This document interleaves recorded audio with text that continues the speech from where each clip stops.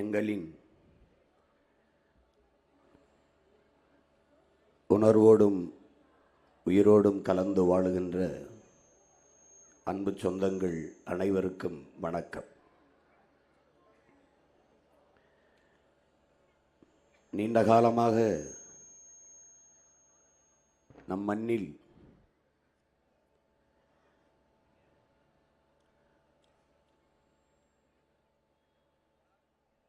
ஆள் மாறுகிறது, ஆட்சி மாறுகிறது, ஆட்சியின் முறை மாறவில்லை. ஒரு கட்சி அதை வீழ்த்தி இன்னொரு கட்சியை 5 ஆண்டுகளுக்கு அமரச் செய்வது, பிறகு அந்த கட்சியை தோற்கடித்து மற்ற கட்சியை 5 ஆண்டுகள் ஆளச் செய்வது, இது தொடர்ந்து 60 ஆண்டுகளாக நடந்து வருகிறது. ஆனால் ஆட்சியின் முறை மாறுகிறதா? அதே நிர்வாகம்தான், ஒரே கட்சி ஆட்சி முறை போலதான். இவர்கள் வந்தாலும் டாஸ்மார்க் இருக்கும், அவர்கள் வந்தாலும் சாராயம் இருக்கும், இவர்கள் வந்தாலும் ஊழல் லஞ்சம் இருக்கும், இவர்கள் வந்தாலும் ஊழல் லஞ்சம் இருக்கும், இவர்கள் வந்தாலும் இலவச அறிவிப்புகள் தான், இவர்கள் வந்தாலும் இலவசம்தான், இவர்கள் வந்தாலும் வாக்குக்கு காசு தருவார்கள், அவர்கள் வந்தாலும் வாக்குக்கு காசு தருவார்கள். இதில் என்ன மாறுதல் இருக்கிறது? எது வளர்ச்சி என்று கட்டமைக்கிறார்கள், எது வளர்ச்சி என்று காட்டுகிறார்கள்? 1000 ரூபாய் இந்த 5 ஆண்டுகள் கொடுத்தார்கள் பெண்களுக்கு, அடுத்து வந்தால் 2000 கொடுக்கிறோம் என்கிறார்கள். இதுதான் வளர்ச்சி, இதுதான் வளர்ச்சி. ஒரு நல்ல ஆட்சி என்பது தன் நாட்டு குடிகள் ஒரு தற்சார்பு வாழ்க்கையை வாழ்கிற ஒரு வாழ்க்கை முறையை ஏற்படுத்தி கொடுக்கணும். 1000 ரூபாய்னா ஒரு நாளைக்கு 30 ரூபா, 2000னா 60 ரூபா. 60 ரூபாய் கூட ஈட்டிக்கொள்ள முடியாத, சம்பாதித்து கொள்ள முடியாத ஏழ்மை வறுமையின் நிலையில் நாட்டு பெண்களை வைப்பது எவ்வளவு இழிவு! அடிப்படை தேவைதான் ஒரு மாவரைக்கிற இயந்திரம், மசாலா அரைக்கிற இயந்திரம், பிள்ளைகளுக்கு மடிக்கணினி, ஒரு குளிர்சாதன பெட்டி, இதெல்லாம் அடிப்படை தேவைதான். இதை வாங்கிக் கொள்ளக்கூட முடியாத ஒரு வறுமை நிலை, ஒரு வருவாய் இல்லாத நிலையில் தன் நாட்டு மக்களை எல்லாம் வைத்திருப்பது எப்படிப்பட்ட ஆட்சி முறை? எப்படி? இது விடுதலை பெற்ற காலத்தில் தொடங்கியது இல்லையே. விடுதலை பெற்று 80 ஆண்டுகள் ஆகிருச்சு. மாறி மாறி இவர்கள் ஆட்சி செய்து ஒவ்வொரு ஆண்டும் வரும்போதும் இலவச அறிவிப்புகளையே செய்து கொண்டிருக்கிறார்கள் என்றால், அப்போ எந்த மாறுதலும் இல்லை, மக்களின் வாழ்க்கை தரத்தில் எந்த உயர்வும் இல்லை, எந்த மாற்றமும் இல்லை, எந்த முன்னேற்றமும் இல்லை என்பதை நாம் பார்க்கணும். அப்போ இதை மாற்றணும். அப்போ தற்சார்பு ஒரு வாழ்க்கை முறையை, அடிப்படை தேவைகளை நம் நாட்டு மக்களை நிறைவேற்றி கொண்டு தன்மானத்தோடு தலை நிமிர்ந்து வாழ்கிற வாழ்க்கையை கொடுக்கிற ஒரு ஆட்சி முறையை உருவாக்கணும். ஊழல் லஞ்சமற்ற உண்மையும் நேர்மையுமான நிர்வாகம், பசி பஞ்சமில்லாத ஒரு தேசம், அதை படைக்கணும். இப்போ சாதிய இழிவு, தீண்டாமை கொடுமைகள், பெண்ணிய அடிமைத்தனம், வன்புணர்வு, படுகொலைகள், பெண்களுக்கு பாதுகாப்பற்ற சூழல் இருக்கிறது. அது இல்லாத ஒரு தேசம். மது மத போதை இல்லாத தேசம், வளக்கொள்ளைகள் இல்லாத ஒரு நாடு. ஏனென்றால் எதை இழந்தாலும் மீட்டுக்கொள்ளலாம். ஊழல் லஞ்சமெல்லாம் ஒரு நிர்வாக சீர்கேடு, அது சரி செய்து விடலாம். பசி பஞ்சத்தை போக்கி விடலாம். வேலையின்மை வேலை கொடுத்து விடலாம். காடுகள் அழிக்கப்பட்டது வளர்த்து விடலாம். நீர் உறிஞ்சி விற்கப்பட்டது சேமித்து விடலாம். ஆனால் வளக்கொள்ளையில் மிக கொடுமையான கொள்ளை மலையை மணலாக்கி விற்பதும், ஆத்து மணலை அள்ளி விற்பதும். இது யாராலும் உருவாக்க முடியாது. அது இயற்கையின் அரும்பெரும் கொடை. இவர்களால், இத்தனை ஆண்டுகள் ஆட்சி செய்கிறவர்களால் ஒரு அற்ப பிளாஸ்டிக் பாலித்தினை கூட ஒரு குலைமம் நெகிழிங்கிற இந்த பிளாஸ்டிக்கு பாலித்தீனை கூட தடை செய்ய முடியவில்லை. ஆனால் எல்லா இடத்திலும் சொல்வார்கள், பிளாஸ்டிக் இல்லாத நகரத்தை, பிளாஸ்டிக் இல்லாத நாட்டை உருவாக்குவோம் என்று. பூமியை அழிப்பதற்கு அணுகுண்டு தேவையில்லை, பிளாஸ்டிக்கே போதும் என்கிறார்கள். அணுகுண்டு போட்டால் அந்த நொடியில் அழியும், பிளாஸ்டிக்கை போட்டால் சிறுக சிறுக அழியும். அது மண்ணோடு மண்ணாக மக்கி போவதற்கு என் அன்பு தம்பி தங்கைகளே, அருமை சொந்தங்களே, 5 லட்சம் ஆண்டு ஆகும், 5 லட்சம் ஆண்டுகள் ஆகும்னு ஒருத்தர், 50,000 ஆண்டுகள்னு ஒருத்தர். யாருக்கும் தெரியாது எப்போ மக்கி எப்போ மண்ணோடு மண்ணாக போகும் என்று. நாடே பிளாஸ்டிக் குப்பையாக கிடக்கிறதை நீங்கள் பார்ப்பீர்கள். மலையளவு உயர்ந்து பிளாஸ்டிக் குப்பைகள் இருப்பதை நீங்கள் பார்க்கிறீர்கள். அதை கூட தடுக்க முடியவில்லை. மாற்று பயன்பாடு இருக்கிறது. பையென்றால் இவர்கள் அறிவித்தார்கள், திமுக ஆட்சிக்கு வந்தவன மீண்டும் மஞ்சப்பை. இது எவ்வளோ வேடிக்கையான அறிவிப்பு. ஏன் அது பை மஞ்சளாக தான் இருக்கணுமா? பச்சையாக இருக்கக்கூடாதா, வெள்ளையாக இருக்கக்கூடாதா, ஊதாவாக இருக்கக்கூடாதா? பை எந்த வண்ணத்திலும் இருக்கலாம், துணிப்பையாக இருக்கணும், அதுதான் முதன்மையானது. மஞ்சப்பை என்று அறிவித்தார்கள். எத்தனை பேர் மஞ்சப்பையை பயன்படுத்துகிறார்கள்? அதே பிளாஸ்டிக் தான். ஒரு துணி கடைக்கு போனால், ஒரு காய்கறி கடைக்கு போனால், எந்த கடைக்கு போனாலும் அவர்கள் அந்த பையில் தான் உங்கள் உடையை, உங்கள் பொருட்களை வைத்து கொடுக்கிறார்கள்.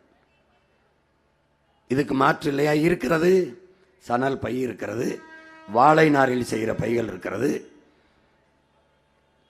இப்போதெல்லாம் ஜப்பானிலே இதே பிளாஸ்டிக் போலவே மரவள்ளி கிழங்கில் செய்கிறான், பிளாஸ்டிக் பை போல. அது மக்கள் எப்படி தண்ணியில் விட கரைஞ்சு போயிடுது. அந்த நுட்பத்தையே நம் கடைபிடித்து மாற்றுக்கு போகக்கூடாது. எல்லாவற்றையும் மாற்ற வேண்டும் என்று துடிக்கிற உங்கள் பிள்ளைகள் தான். இது மாற்றம் என்பது சொல்லல்ல, செயல். மாறுவோம், மாற்றுவோம்.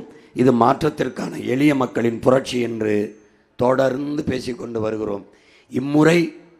இம்முறை நாங்கள் பேசியதும் அச்சு ஆவணத்தில் கொடுத்ததும் உங்களை வந்து சேரவில்லை என்பதால் காட்சிகளாக எங்கள் கனவுகளை தெருவெங்கும் விரித்து வருகிறோம். எல்லாவற்றையும் கவனிக்கிற இந்த தேர்தல் களத்தில் எல்லா தலைவர்களும் முன்வைக்கிற கருத்துக்களை, எப்படி ஆட்சி செய்வோம் என்பதை, நாங்கள் வந்து என்ன செய்வோம் என்பதை கவனிக்கிறீர்கள். உங்கள் பிள்ளைகள் நாங்கள் சொல்வதையும் கவனியுங்கள்.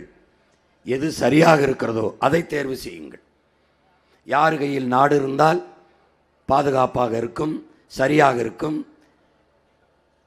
என்பதை யோசித்து சிந்தித்து முடிவெடுத்து வாக்கு செலுத்துங்கள். எல்லாவற்றிலும் நல்லதை தேர்வு செய்கிற என் சொந்தங்கள், எல்லாவற்றிலும் சரியாக இருக்க வேண்டும் என்று சரியானதை முடிவெடுக்கிற என் சொந்தங்கள், அடுத்த 5 ஆண்டு கால ஆட்சியை தீர்மானிக்கிற தலைவரை தேர்வு செய்யும் போது ஏன் தடுமாறுகிறீர்கள்? திமுகவை விட்டால் அதிமுக, அதிமுகவை விட்டால் திமுக. தீமைக்கு மாற்ற எப்படி தீமையாக இருக்க முடியும்? எப்படி இருக்க முடியும்? ஒரு நெருப்பை வைத்து நெருப்பை எப்படி அணைப்பீர்கள்? தண்ணீரை வைத்தான் அணைக்க முடியும். அந்த தண்ணீர் யார்? 60 ஆண்டுகளாக அரையங்குள வளர்ச்சியை சொல்லுங்கள். வளர்ச்சி ஒன்றில் தான் இருக்கிறது, கடன் வளர்ச்சி. 10.5 லட்சம் கோடி இந்த ஆட்சியில் மட்டும் 4.5 லட்சம் கோடிகள் கடன் பெற்றிருக்கிறார்கள். நிறைவேற்றப்பட்ட ஒரு நலத்திட்டம் சொல்லுங்கள். இலவசத்தை தவிர வேற என்ன இருக்கிறது? இலவசம் எப்படி வளர்ச்சி திட்டமாகும்? அது கவர்ச்சி திட்டம், வீழ்ச்சி திட்டம், பெருத்த ஒரு ஏமாற்று. இது எவ்வளவு பெரிய கொடுமை! நபிகள் நாயகம் ஸல்லல்லாஹு அலைஹி வஸல்லம் அவர்களிடத்திலே இந்த தீமையை எப்படி ஒழிப்பீர்கள் சல்லவர்களே என்று கேட்டதற்கு, நான் நன்மையை வைத்துத்தான் ஒழிப்பேன் என்றார். அந்த நன்மை எங்கே? யார் அந்த நன்மை? திமுக ஒரு பிசாசு என்றால் அதிமுக ஒரு பேய். இந்த பேயை 5 ஆண்டு ஆட்சி செய்ய வைக்கிறீர்கள். பேயை விழித்து பிசாசை வைக்கிறீர்கள். பிசாசை தோக்கடித்து பேயை வைக்கிறீர்கள். தீமைக்கு மாற்று தீமை என்றே அலைகிறீர்கள். அப்போ பிசாசை வீழ்த்து ஒரு தேவதையை உட்கார வைக்க வேண்டும், பேயை வீழ்த்தி ஒரு தேவதையை உட்கார வைக்க வேண்டும். அது யார்? ரெண்டும் ஒரே கட்சி தான். அதிமுகவில் இருக்கிற 11 திமுகவில் இருக்கிற 11 அமைச்சர்கள், இன்று இருந்த அமைச்சர்கள் அதிமுக கட்சிக்காரர்கள். இன்று திமுக அதிமுகவிலிருந்து வந்து சேர்ந்தவர்களுக்கு பல பேருக்கு திமுக சட்டமன்றத்தில் நிற்க தேர்தலில் போட்டியிட வாய்ப்பு கொடுத்திருக்கிறது. ரெண்டும் ஒரே கட்சி, ஒரே கட்சி, ஒரே கொள்கை. அவர்களுடைய கல்விக் கொள்கை என்ன, பொருளாதார கொள்கை என்ன, வேளாண் கொள்கை என்ன, மருத்துவ கொள்கை என்ன, போக்குவரத்து கொள்கை என்ன, ஏதாவது ஒரு மாற்று சொல்லுங்கள். ஒரே கொள்கை தான். ஊழல் லஞ்சத்தில் கொள்கை என்பது கை கொள்ளும் அளவிற்கு கொள்வது, அதுதான் கொள்கை. வேற என்ன? ஊழல் லஞ்சத்தின் மூலம் பணத்தை சுரண்டி சுரண்டி கொழுப்பது, பதுக்குவது, ஒதுக்குவது, அதை பாதுகாக்க அந்த பணத்தையே மக்களுக்கு வாக்குக்கு கொடுத்து வாக்கை பறித்து திருப்பி அதிகாரத்துக்கு வருவது. திருப்பி தேர்தல் வரும்போது முதல்ல 500 ரூபாய் கொடுத்தோம், மக்கள் கோபமாக இருக்கிறார்கள், இப்போ 1000, மக்கள் ரொம்ப கோபமாக இருப்பார், மறுபடியும் 2000. வேற என்ன? வேற என்ன மாறுதல் நடந்திருக்கிறது என் அன்பு சொந்தங்களே? இதை எப்போது மாற்றுவீர்கள்? எப்போது மாற்றுவீர்கள்? உலகங்களும் மாறுதல்கள் எப்படி வந்திருக்கிறது என்பது வரலாற்றை நீங்கள் வாசிப்பதில்லையா? இதுவரை இல்லை, இப்போது தேடுங்கள். உள்ளங்கையில், உங்கள் உள்ளங்கையில் தான் உலகம் இருக்கிறதே, உள்ளங்கையில் தான் ஒரு ஊடகம் இருக்கிறதே, கையிலேயே டிவி இருக்கிறது. தட்டுங்கள், உங்கள் மகன் சொல்வதை தேடுங்கள். சீமான் சொல்லுகிறானே, அவன் தம்பி தங்கையில் சொல்லுகிறார்களே, இது நடக்கிறதா பாருங்கள். அது ஏன் இங்கே நடக்கவில்லை என்று எண்ணுங்கள், கேள்வி எழுங்கள். ஏன் இப்படி இந்த நாடு போல நம் நாடு இல்லை என்று எண்ணி பாருங்கள். மாற்றம் என்பது, புரட்சி என்பது வரலாற்றின் பக்கங்களை நிறைத்திருக்கிற வார்த்தை மட்டுமல்ல என் அன்பு சொந்தங்களே. சாதாரண மக்கள், நீங்களும் நானும் நிகழ்த்தக்கூடிய நிகழ்கால நிஜம் என்பதை என் அன்பு சொந்தங்கள் புரிந்து கொள்ள வேண்டும். வண்டி நிறைய குப்பை இருந்தாலும் அதை கொளுத்துவதற்கு யாரும் வண்டி நிறைய நெருப்பெடுத்து செல்வதில்லை. ஒரு தீப்பெட்டி, ஒரு தீக்குச்சி தான். கொளுத்தினால் பற்றி எரியும் குப்பை. உங்கள் மகன் 36 லட்சம் தீக்குச்சிகளை வைத்திருக்கிறேன், கொளுத்தி எரிக்கிறேன். ஒரு புரட்சி தீயை இந்த மண்ணிலே பற்ற வைக்கிறேன், அநீதிக்கு எதிரான ஒரு புரட்சி தீயை. அதைத்தான் இறைமகன் இயேசு சொல்லுகிறார். அநீதிக்கு எதிரான புரட்சியை பற்ற வைக்கவே நான் இந்த மண்ணில் வந்தேன், புரட்சி தீயை பற்ற வைக்கவே இந்த மண்ணிற்கு வந்தேன் என்கிறார். அதைத்தான் உங்கள் மகன் செய்கிறேன். இங்கே பேசிய என்னுடைய தம்பி பாலமுரளிவர்மன் சொன்னார், எந்த பிரச்சனைக்கு போராடவில்லை, எந்த துறையில் போராட்டம் இல்லை. போக்குவரத்து தொழிலாளர்கள் பழைய ஓய்வூதியம் போராட்டம், உயிர்காக்கும் மருத்துவ பெருமக்கள் போராட்டம் ஊதிய உயர்வுக்கு, ஆசிரியர் பெருமக்கள் பணி நியமனம், பணி நிரந்தரம், தேர்வு எழுதிவிட்டு தேர்ச்சி பெற்ற பிள்ளைகள் 12,000 பிள்ளைகள் ஆசிரியர் பணிக்கு பணி நியமனம் வீதியிலே, மாற்றுத்திறனாளிகள் வீதியிலே, சேவை தேவதைகளாக இருக்கிற செவிலிய பெண்கள், நர்ஸ் வீதியிலே, அறிவை வளர்க்கும் அறிவு கருவறை ஆசிரியர் பெருமக்கள் வீதியிலே, சமவேளை செய்கிறோம் சம்பளம் கொடுங்கள் என்று வீதியிலே, உழவர் குடிமக்கள் வெம்பாடு வட்டு விளைய வைத்த நெல்லை அகவிலையை கொடுத்துவிட்டு கொள்முதல் செய்து சேமிப்பு கிடங்கில் சேமியுங்கள் வீதியிலே, சாலையிலே. வேர்வை சிந்தி விளைய வைத்தவன் கண்ணீர் சிந்தி சாலையிலே நிற்கிறான். அவன் விளைய வைத்த நெல் மலையிலே நனைந்து முளைத்து கிடக்கிறது. டாஸ்மார்க் சரக்கு எப்படி பாதுகாக்கப்படுகிறது? பசியை போக்கும் உயிர் தேவையாக இருக்கிற உணவு பண்டம் எப்படி வீதியிலே கிடக்கிறது? போராடுகிறான். கணக்கில்லாத விளைநிலங்கள் தொழிற்சாலைகளுக்கு பறிக்கப்படுகிறது. ஐயோ, என் நிலத்தை பறிக்கிறானே என்று வேளாண் பெருங்குடி மக்கள் வீதியிலே, துப்புரவு பணியாளர்கள் வீதியிலே, எங்களை தனியாருக்கு கொடுத்து விடாதீர்கள் என்று வீதியிலே, மகளிர் சுய உதவி குழுக்கள் வீதியிலே, எல்லாரும் போராடுகிறார்கள். அப்புறம் எப்படி ஒரு ஆட்சி முறை? போராட்டங்களை, மக்களின் கோரிக்கையை ஏற்று தீர்வு காணாத அரசு எப்படிப்பட்ட அரசு? இத்தனை போராட்டங்களை மக்களுக்குள் திணிப்பது எவ்வளவு பெரிய கொடுமை! சட்டசபையிலே நம்முடைய முதல்வர் அவர்கள் ஐயா ஸ்டாலின் அவர்கள் பேசியது உங்களுக்கு நினைவிற்கும் இல்லை என்றால் தேடி பாருங்கள்.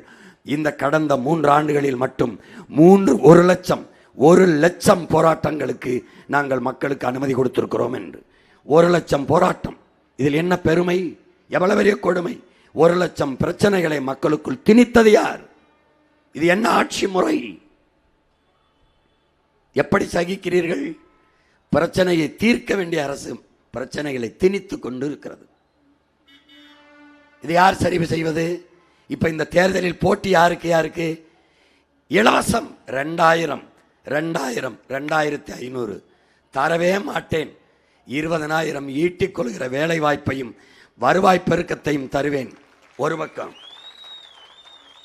3 தான் இலவசம். அண்டா, மிக்சி, குண்டா, பிரிட்ஜு அதெல்லாம் கிடையாது. கல்வி தருவேன், ஆகச் சிறந்த கல்வி. கல்விக்கேற்ற வேலையை தருவேன், அதற்கு ஏற்ப சம்பளம் தருவேன். அதை வைத்து வாழ்கிற பெருமைமிக்க வாழ்வை தருவேன். தன்மானமிக்க தமிழினத்தை தலை நிமிர்ந்து தன்மானத்தோடு கையேந்தாது வாழ வைப்பேன். அறிவை வளர்க்கும் கல்வி கட்டணமில்லாது உலகத்தரத்திற்கு. உலகத்திலே கல்வியிலே சிறந்த நாடு பின்லாந்து, 2வது தென்கொரியா, 3வது சிங்கப்பூர். நம்புங்கள், உங்கள் மகன் இந்த 3 நாட்டையும் முந்தி கொண்டு போய் என் தமிழ்நாட்டை வைப்பேன். அடுத்து மருத்துவம், உயிர் காக்கும் மருத்துவம். என் மக்களுக்கு தரமான, சமமான, சரியான மருத்துவத்தை கட்டணமில்லாமல் கொடுப்பேன். எப்படி கொடுப்பேன்?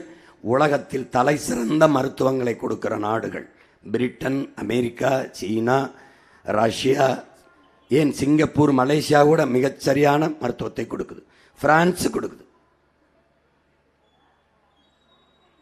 உங்களுக்கு தெரியுமா, நம்முடைய ஐயா எழுத்தாளர் பிரபஞ்சன், அவருக்கு இதய நோய் வந்து விடுகிறது, இதயத்தில் அடைப்பு. அரசு மருத்துவமனைக்கு போக விரும்புகிறார், பணமில்லை. அவருடைய நண்பர்களெல்லாம் சேர்ந்து, வேண்டாம், அங்கு போனால் மருத்துவ தரம் இருக்காது, அதனால் தனியார் மருத்துவமனைக்கு போகலாம் என்றால் 6 லட்சம் ரூபாய் கேட்கிறார்கள் அந்த இதய அறுவை சிகிச்சைக்கு. அப்போது அவர் எழுதுகிறார், எனக்கு நண்பர்கள் இருந்தார்கள் நிறைய, அவர்கள் ஆளுக்கு கொஞ்சமாக பணம் போட்டு என்னுடைய இதய அறுவை சிகிச்சையை வெற்றிகரமாக நிகழ்த்தி விட்டார்கள். அதன் பிறகு அவர் பிரான்ஸுக்கு செல்கிறார். அவர் மகன் அங்கு இருக்கிறார்.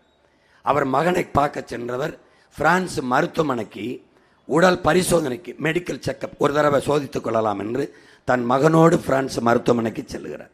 சென்று வந்த அந்த மகன் எழுதிய கடிதத்தை தான், கட்டுரையைத்தான் இப்போது நான் சொல்கிறேன். இந்த பிரான்ஸ் நாட்டில் இருக்கிற மருத்துவ தரம் என் நாட்டு மக்களுக்கு என்று கிடைக்கும் என்று ஏங்கினேன் என்கிறார். என்கிட்ட பணம் இருந்துச்சே, எனக்கு நண்பர்கள் இருந்தாங்க, நான் தனியார் மருத்துவமனை போய் உயிரை காப்பாற்றிக்கிட்டேன், ஆனால் ஏழை எளிய மக்கள் என்ன செய்வார்கள் என்று. இந்த நிலையை உங்கள் மகன் மாற்றுவேன்.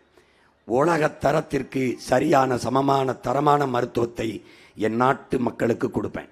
முதலமைச்சருக்கு, முதல் குடிமகனுக்கு, பிரதமருக்கு என்ன மருத்துவம் கிடைக்குதோ அது திருவள்ளூரில், அது அம்பத்தூரில், அது ஆவடியில், அது அனங்காபுத்தூரில், கடைகோடியில் இருக்கிற சாதாரண மகளுக்கும், மகனுக்கும், பாட்டிக்கும், தாத்தனுக்கும், அப்பனுக்கும் கிடைக்கிற வைக்கல. நான் பிரபாகரன் மகன் இல்லை, எழுதிவை நான் செய்வேன். 1 ரூபாயானாலும் 1 கோடியானாலும் கட்டணமில்லாமல் ஆகச் சிறந்த மருத்துவத்தை செய்வேன். சேவை என்பது இதுதான், ஆட்சி என்பது இதுதான், மக்களுக்கு கொடுக்க வேண்டிய அடிப்படை இதுதான். இது தரம், கட்டணம் இல்லாமல் தருவேன். இது 2 தான். பிறகு நீர், குடிநீர். தண்ணீர் மனித தேவை அல்ல, உலக உயிர்களின் உயிர் பால், உயிர் தேவை.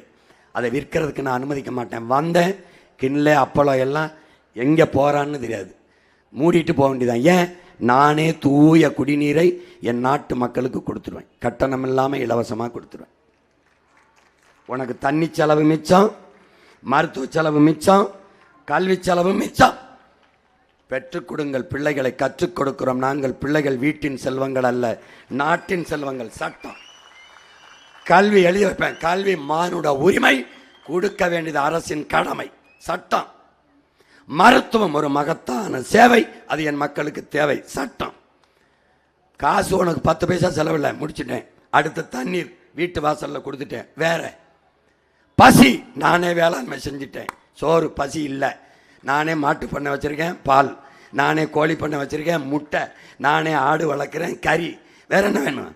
என்ன வேணும்? வேளாண்மை. கத்திரிக்காய், வெண்டைக்காய், சுரக்காய், பூசணிக்காய், கீரை, அரிசி, பருப்பு, முருங்கை எல்லாம் என் பண்ணையில் இருக்குது. உனக்கு பசி என்ற சொல் பைந்தமிழன் ஆட்சியில் இல்லை, ஒழிச்சு தள்ளிட்டேன். வேற என்ன வேணும்? நிலமும் வளமும் சார்ந்த தொழிற்சாலை, நீ இருக்கிற இடத்திலே உனக்கு வேலையை கொடுப்பேன். எப்படி கொடுக்குறேங்கிறத போட்டு காட்டிக்கிட்டே வர்றேன், நீ பாரு. இது 3 தான் இலவசம் தருவேன். நாட்டையே மாற்றி படைக்கிறேன். இதுவரை நீ பார்த்த நாடு இல்லை, உலகத்தின் தலை சிறந்த நாடு. என் கனவல்ல, என் முன்னவர்கள் கனவு. அறம் சார்ந்த ஆட்சி முறை. ஒரு பிழை இருக்காது, ஒரு பிழை இருக்காது. இந்த கனவை எனக்குள் தந்தவன் தான் செத்தாலும் சரி என் இனம் வாழ வேண்டும், நான் வீழ்ந்தாலும் சரி என் இனம் எழ வேண்டும். 200 ஆண்டுகளுக்கு பிறகு என் இனம் உரிமை பெற்று பெருமையோடு இப்படி வாழ வேண்டும் என்று கனவு கண்ட எங்கள் உயிர் தலைவன் மேதகுவே பிரபாகரன் அவர்கள். அவன் செய்யல, அவன் மகன் அந்த நிலத்தில் இல்லை, இந்த நிலத்தில் அவன் கனவு ஆட்சியை நிறைவேற்றுவேன். ஒரு தவறு நடக்க முடியாது. பொம்பளை பிள்ளைய தொட்டான், தாலி அறுத்தான், என்ன நடக்கும்னே தெரியாது உனக்கு. ஏன்? வீட்டை மட்டும் விட்டுருவேன். உன் வீட்டை மட்டும், வீட்டை விட்டு வெளியில் வந்தீங்கன்னா உன்னை பார்த்துக்கிட்டே இருக்கும் 2 கண்ணு. யாரு கண்ணு? என் கண்ணு தான். I am the real big boss. Real big boss இல்லை, ரியல் பிக் பாஸ். பார்த்துக்கிட்டே இருப்பேன். நாட்டையே சிசிடிவி கேமரா கண்காணிப்பு கருவியால் நிறைச்சி விட்டுருவேன். காட்டுக்குள்ளே போனவன பிள்ளைய தூக்கிட்டான், சாலையில் போகும்போது பிள்ளை இழுத்துட்டான், அடுத்த நொடி நீ இருக்க மாட்டா, தூக்கிடுவான். ஏன்? எல்லா இடத்துலையும் சீருடை இல்லாத காவலர்களை, 50,000க்கும் மேற்பட்ட காவலர்களை விடுவேன். இந்த கூட்டத்தில் 5 போலீஸ் இருப்பான். உனக்கு தெரியாது போலீஸ்னே. நீ போலீஸ்னா அப்படி அப்படி அப்படி இருக்கணும். குள்ளமாக இருப்பான், ஒல்லியாக இருப்பான், குண்டா இருப்பான், யாருன்னே தெரியாது. நீ எதையோ பேசிட்டு இருப்ப, மெதுவாக கையை பிடிச்சி தம்பி இங்கே வாங்கம்மா, எப்படி இங்கே வாங்க, இங்கே வாங்கம்மா, நீங்கம்மா, கையில் எல்லாம் தொடர்பு வச்சுருவான். இவனை கூப்பிடும்போதே அழுத்திடுவான். கொய கொய கொய கொயன்னு 100 பேர் வந்துடுவான். வாங்க தம்பி இங்கே வாங்க, உட்காருங்க வண்டியிலேம்பா. சார் உட்காராடேம்மா, அப்புறம் தான் சொல்லுவான். உள்ளே போனவனு காட்டுவான். போலீஸ்மா தூக்கி போட்டு மீச்செஞ்சிருவான்.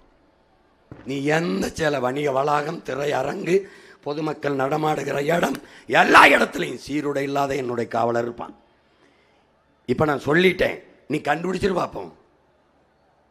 எவன் போலீஸ்னே தெரியாது, திணறிடுவா. நீ பயப்படணும் குற்றம் செய்யறதுக்கு.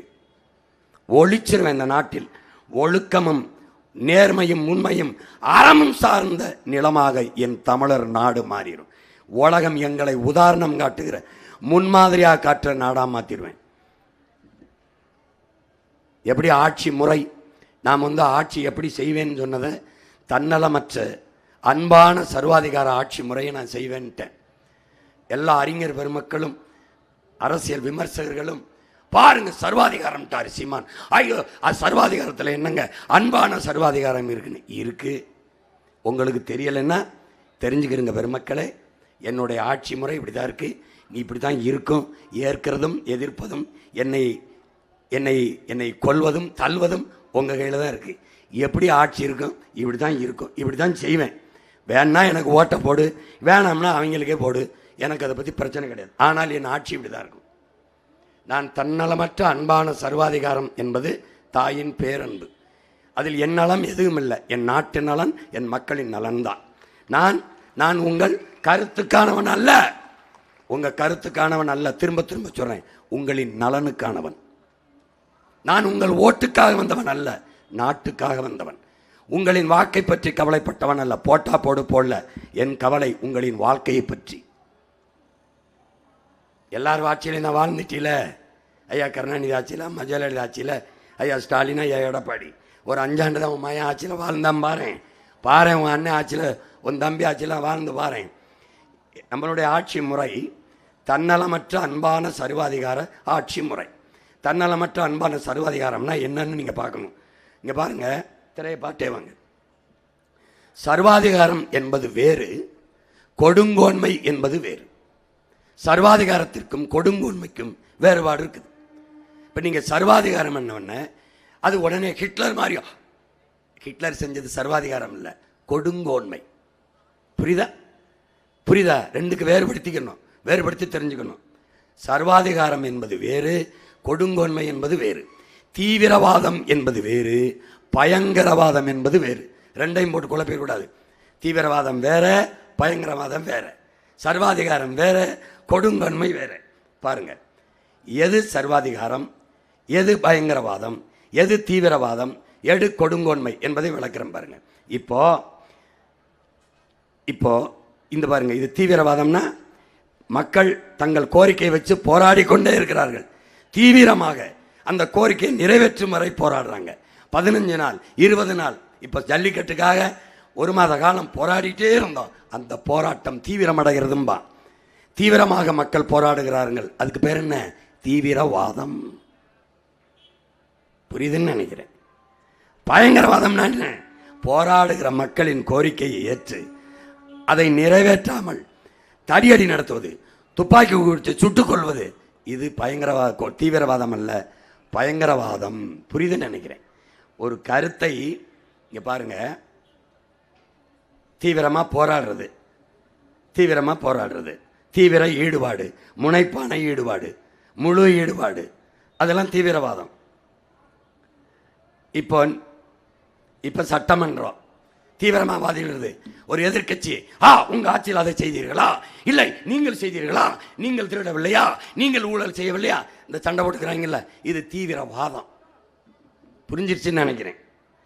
இப்போ சட்டமன்றம், அடுத்து நீதிமன்றம். இப்போ நாடாளுமன்றத்தில் வாதம். அப்போ நாடாளுமன்றத்தில் தீவிரமாக ஒருத்தர் இந்த கட்சி உறுப்பினர் அந்த கட்சி உறுப்பினர் வாதிட்டு இருக்கிறது தீவிரவாதம். தீவிரமாக வாதிடுவது தர்க்கம். அடுத்து பட்டிமன்றம்.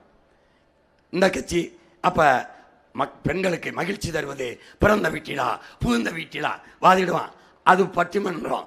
இந்த வாதம் இவர் ஒரு தீவிரமாக வாதத்தை எடுத்து வைப்பார், இவர் ஒரு தீவிரமாக வாதம். அடுத்தது நீதிமன்றம். வழக்கறிஞர் என்ன பண்ணார்? இந்த அரசு வழக்கறிஞர் ஒரு வாதத்தை வைப்பார், தனியார் ஒரு வழக்கறிஞர் ஒரு வாதத்தை வைப்பார். 2 பேரும் நீதிக்கு முன்னாடி வாதத்தை வச்சுக்கொள்வது தீவிரமாக வாதிடுவார்கள், தீவிரவாதம். ஆனால் பயங்கரவாதம் என்பது இந்த கருத்தை எதிர்கொள்ளாமல், கருத்தாக எதிர்கொள்ளாமல் அந்த கருத்தை முன்வைத்தவனை, அந்த கருத்துக்குரியவனை அழித்து ஒழித்து விடுவது பயங்கரவாதம். விளங்குதுல? விளங்கிருச்சா? இதுக்கு மேலே விளங்கலைன்னா நான் என்ன பாடம் நடத்துறது? இங்கே பாருங்க, அதுக்கு சான்றுலாம் சொல்கிறேன், காட்டிகிட்டே வரேன். இப்போ தீவிரவாதம் வேற, பயங்கரவாதம் வேற, அதுக்கு ஒவ்வொன்றா சொல்கிறேன். அப்போ சர்வாதிகாரம் வேற, கொடுங்கோன்மை வேற. இப்போ சர்வாதிகாரம் என்னன்னா, ஒரு மக்கள் அனுமதி கொடுக்குறோம், அவங்க நேர்மையாக அதை கேட்டு அதை தீர்த்து செய்வது சர்வாதிகாரம். முழு அதிகாரம் பெற்றது சர்வாதிகாரம், முழு அதிகாரம். முழு அதிகாரத்தின் பயன் என்ன? அதனுடைய பயன் என்ன? அதனுடைய வேலை என்ன? மக்களின் பிரச்சனைகளை, கோரிக்கைகளை ஏற்று தீர்வு காண்பது சர்வ அதிகாரத்தின் பயன், சர்வ அதிகாரத்தின் பொறுப்பு. அது இல்லை. அப்போது கொடுங்கோன்மை என்றால் என்ன என்றால், போராடுகிற மக்களை, இங்கே பாரு, கோரிக்கை வச்சு போராடுகிற மக்களை அழித்து இழுத்து, இந்த பாரு, இந்த ராத்திரியை தூக்கிட்டு மாற்றுத்திறனாளிகள், அவர்கள் இந்த பாரு, மாற்றுத்திறனாளிகள் கோரிக்கை வச்சு போராடும்போது அந்த போராட்டத்தின் கோரிக்கையை ஏற்று அதை நிறைவேற்றாமல் பல நாட்கள் போராட அனுமதிச்சு, நள்ளிரவில் ஒரு பாரவந்தை கூட்டிக்கிட்டு தூக்கிட்டு அதில் இரவாக ஏற்றி கொண்டு போய் காட்டுக்குள், அடர்ந்த காட்டுக்குள் அங்கும் இங்குமாக இறக்கிவிட்டு வந்ததற்குல்ல, அது சர்வாதிகாரம் அல்ல என் உடன் பிறந்தவனே, கொடுங்கோன்மை. அதுக்கு பேர் என்ன? கொடுங்கோன்மை. நல்லா கவனிச்சுக்கணும், ரெண்டையும் வேறுபடுத்தி பார்த்துக்கணும். இந்த பகுதி நேர ஆசிரியர்கள் போராட்டம் தொடருது, அடித்து வண்டியில் ஏற்றி இந்த கூவாத்தில் நின்று போராடுறாங்க. இந்த மாதிரி தூக்கி இழுத்து போடுறது, அடித்து இழுக்கிறது, காவல் நிலையத்தில் வச்சு விசாரணைங்கிற பேரில் அடித்து கொள்றது இருக்குல்ல, அது சர்வாதிகாரம் இல்லை, கொடுங்கோன்மை. கொடுங்கோன்மை, அது கொடுமையான பயங்கரவாதம். அது விளங்குதுன்னு நினைக்கிறேன். இதுக்கு மேலே கேள்வி யாரும் கேட்கக்கூடாது. புரிஞ்சுக்க. சும்மா உட்காந்துக்கிட்டு சர்வாதிகாரின்ட்டார், அப்படி தான் ஆட்சி செய்வேன், போட்டா போடு, போடலைன்னா போ. இந்த பாரு, இந்த சிஏஏ போராட்டத்துக்கு அடிச்சு இழுத்துட்டு போறது பாரு. கோரிக்கையை ஏற்கிறியா இல்லையா? ஜனநாயகம்னா மக்களுக்கு முழு உரிமை இருக்கிறது. மக்களின் போராட்டங்களுக்கு, கோரிக்கைகளுக்கு செவிசாய்த்து மதிப்பளித்து கோரிக்கைகளை நிறைவேற்றி கொடுக்கத்தான் மக்களால் உருவாக்கப்பட்ட அதிகாரம், கொடுக்கப்பட்ட அதிகாரம், உருவாக்கப்பட்ட ஒன்று அரசு. அது மக்களை அடித்துக்கொள்ளும், சுட்டுக்கொள்ளும், அடிவுறுத்தும். அவனை தூக்கி வீசும்னா எப்படி? போராட்டங்களை அடித்து நொறுக்கி நீர்க்கடிக்கை செய்யும். அப்படின்னா எப்படி? அது சர்வாதிகாரம் இல்லை என் உடன் பிறந்தவனே. அதற்கு பேர் தான் கொடுங்கோன்மை. அதுக்கு பேர் தான் கொடுங்கோன்மை. இங்கே பாரு, இது எப்படிப்பட்டதுன்னா, இது நல்லா கவனிச்சுக்க. தூத்துக்குடியில் ஸ்டெர்லைட்டு ஆலைக்கு கேட்குறோம். பல போராட்டங்களுக்கு நானே போய் முன்னின்று போராடி இருக்கேன் 3-4 முறை. அந்த போராட்டத்தில் ஸ்டெர்லைட் ஆலையால் நிலத்தடி நீர், நம்முடைய நிலத்தடி நீர் நஞ்சாயிருச்சு. நஞ்சின அப்படின்னா மஞ்சள் நிறத்தில் வந்துடும். மீத்தேன் இடத்துல, ஹைட்ரோகார்பன் எடுத்த இடத்துல, நிலக்கரி பழுப்பு நிலக்கரி எடுத்த இடத்துல யுரேனியம் கலந்துடும். யுரேனியம் கலந்த அந்த நீரை குடித்தா அது என்ன செய்யும்? உடலில் பல்வேறு நோய் கொண்டு வந்து பிறக்கிற குழந்தைகள் அப்படி சொல்லுது சராசரி குழந்தைகளாக இருக்காது. உடல் நலம் பாதிக்கப்பட்டு பிறக்கும், மாற்றுத்திறனாளிகளாக பிறக்கும், அப்படி தான் பிறக்கும். அதை இப்போது பீகார்லாம் என்ன சொல்கிறான்னா, தேர்தலுக்கு முன்னாடி பேசாமல் தேர்தல் முடிஞ்ச உடனே ஒரு அறிவிப்புறான், 10 மாவட்டங்களில் நீரில் யுரேனியம் கலந்துருச்சு இந்த நச்சு ஆலைகளால், அதை பயன்படுத்தாதீர்கள்ட்டு போயிட்டான். அப்போ தண்ணிக்கு என்ன குடிப்பான்? ஈரோடு பெருந்துறையில் என் உடன் பிறந்தவனே ஒரு சிப்காட் தொழிற்சாலை இருக்குது. அந்த தொழிற்சாலை இருக்கிற இடத்துல இருந்து அரசு ஒரு அறிவிப்பு விடுது, 26 கிலோமீட்டருக்கு தண்ணீர் கெட்டு போனது, யுரேனியம் கலந்துருச்சு, குடிக்காதீன்னு.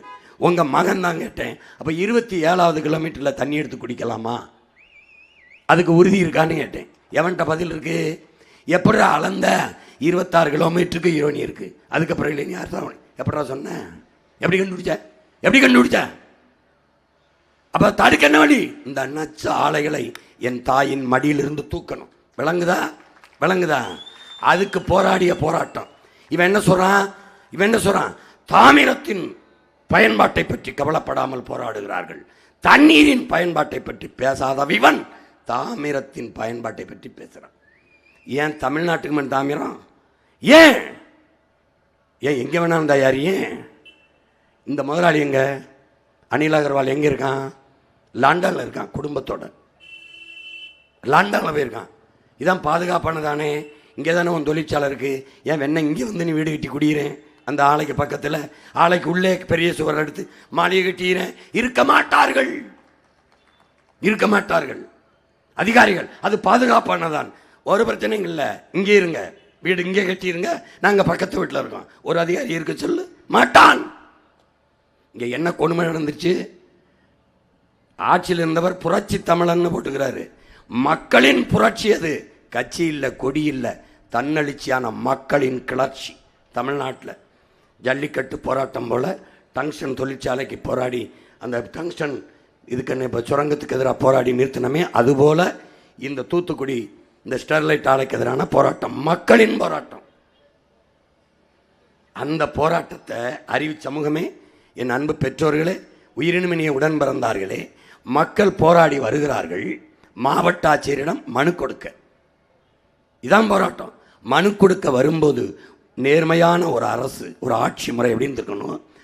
ஒரு இடத்துல தடுப்பான், இவ்வளோ பேர் வேண்டாம், தடுத்து காவலர்கள் தடுத்து ஒரு 5 பேர் குறிப்பாக வாங்க, ஆட்சியர்கிட்ட நீங்கள் மாவட்ட ஆட்சியர்கிட்ட மனு கொடுத்துட்டு போங்க, உங்கள் கோரிக்கையை சொல்லிட்டு போங்க. முடிஞ்சிட்டது, பிரச்சனை முற்று பெற்றுச்சு.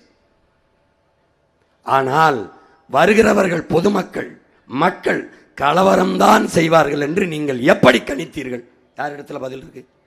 அப்படியே கலவரம் செய்தாலும் தண்ணீரை பீச்சி அடிக்கணும். முதல்ல கண்ணீர் புகை குண்டுகளை தடியடி நடத்தி கலைக்கணும், இல்லை கண்ணீர் புகை குண்டுகளை வீசி கலைக்கணும். இதுதான் நடைமுறை, இதுதான் கடைபிடித்திருக்க வேண்டும். ஆனால் கலவரம் செய்வார்கள் என்று தொலைதூரத்திலே குறிபார்த்து சுடுகிற ஸ்னைப்பர் என்கிற துப்பாக்கியை அவர்கள் கொண்டு வந்து வாகனத்தை நிறுத்தி அதன் மேலே ஏறி இருக்க வச்சு வருந்த ஆட்சியர் அலுவலகத்துக்கு வருவதற்கு முன்பே சுட்டு கொள்வது எப்படி சர்வாதிகாரமாகும்? இது கொடுங்கோன்மையா சர்வாதிகாரமா? உங்களுக்கு விளங்குதில்லை, இதுக்கு மேலேயும் விளங்க வைக்க முடியாது. நீ உண்மையிலேயே நல்ல ஆட்சியாக இருந்தால் மக்களின் கோரிக்கை கேட்டு சரி பண்ணியிருக்கணும். இல்லைன்னா இது முதலாளிகளுக்கான அதிகாரம் என்று நான் சொல்கிறது அதுதான். இந்த நாட்டில் இப்போ கூட நீ பணம், வாக்குக்கு காசு கொடுக்குறவனுக்கு வாக்கு செலுத்துகிற, இலவச அறிவிப்பு கொடுக்குறவனுக்கு கொடுக்குற பணம், நீ ஒரு ஓட்டுக்கு 1000 ரூபா வாங்குற, அவன் 3 லட்சம் ஓட்டுனா 20 கோடி 30 கோடியை முதலீடு செய்கிறான். முதலீடு செய்கிறவன் 30 கோடியை 300 கோடியாக பெருக்கிக் கொள்ளலாம் என்ற நோக்கத்தில், நம்பிக்கையில் முதலீடு செய்கிறான். அப்போ முதலாளி லாப தேவையை குறிவைப்பானா, மக்கள் சேவையை கவனிப்பானா என்பதை நீ யோசிச்சு பார்க்கணும். அப்போ அதில் என்ன நுட்பம்னா, முதலாளிகளுக்கான அதிகாரத்தை தான் நீங்கள் கட்டமைக்கிற. ஏன்னா பணம் இருப்பவன் தான் அரசியல் செய்ய முடியும். அப்போ பணம் இல்லாதவன் கனவுலையும் நினைக்க முடியாது. அப்போ கேடுகட்ட பணநாயகம் பிறந்துவிடும், மாண்புமிக்க ஜனநாயகம் இறந்துவிடும். அப்ப மக்களுக்கான ஆட்சி ஒன்று இருக்காது. மக்களாட்சி செத்து மண்ணோடு மண்ணா போகும். அப்ப பணநாயகம் பல்லிழிச்சு சிரிக்கும். விளங்கிருச்சா? அப்போ 5 விழுக்காட்டு முதலாளிகளுக்கான அதிகாரமே கட்டமைக்கப்படும். 95 விழுக்காடு உழைக்கும் மக்கள், பாட்டாளி வர்க்கம், அன்றாட உழைக்கா மக்களுக்கான அதிகாரம் இருக்காது. அவனுடைய குரல் வலை நெரிக்கப்படும். திடீர்னு வீடு ஆக்கிரமிப்பு நீடிப்பான், திடீர்னு குடிசை காலி பண்ணுவான், திடீர்னு நிலத்தெடுப்பான், விளைஞ்ச நிலத்துல உழுவான் டிராக்டர் வச்சு. ஏன் தொழிற்சாலை வருதும்பா? ஏன்னா நீ குரலற்றவன், அரசியல் வலிமையற்றவன், அதிகார வலிமையற்றவன், அடிமை. அப்ப என்ன செய்யணும்? பணம் எவன் கொடுக்கிறானோ அவனை தோக்கடிக்கணும். முதலாளிகளுக்கான அதிகாரத்தை வீழ்த்தி உழைக்கும் மக்களுக்கான அதிகாரத்தை உருவாக்கணும். அதுக்கு பேர் என்ன? மக்களாட்சி. அதுக்கு பேர் என்ன? ஜனநாயகம். புரியுதா? இப்ப தெரியுதா எதுன்னு? இந்த துப்பாக்கி சூடு நடத்தினவை யார், சுட சொன்னவை யார், இதுவரை தெரியாது. அருணா ஜெகதீசன் நீதியரசருக்கு முன்பு, அம்மாவுக்கு முன்பு 3 மணி நேரம் நின்று நேரடி சாட்சியம் அளித்த மகன் நான் ஒருத்தன் தான் இருக்கேன். அதில் என்ன பயன்? அறிக்கை கொடுத்து என்னாச்சு? தூக்கி ஓர போட்டு போயிட்டாங்க. அந்த துப்பாக்கி சூட்டில் ஈடுபட்ட அதிகாரிக்கு பணி உயர்வு, பணியிட மாற்றம். அதுலேயும் பாதுகாப்பு படையிலே அதே அதிகாரிக்கு அதே தூத்துக்குடியிலே பணி நியமனம் செஞ்சது இந்த திமுக அரசு. என்னது இந்த ஆட்சி முறை? சர்வாதிகாரம் அல்ல என் உடன் பிறந்தவனே, கொடுங்கோன்மை. இப்போ சர்வாதிகாரத்திற்கும் கொடுங்கோன்மைக்கு வேறுபாடு உனக்கு தெரிஞ்சிருச்சு. அது தூத்துக்குடி துப்பாக்கி சூடுதான்.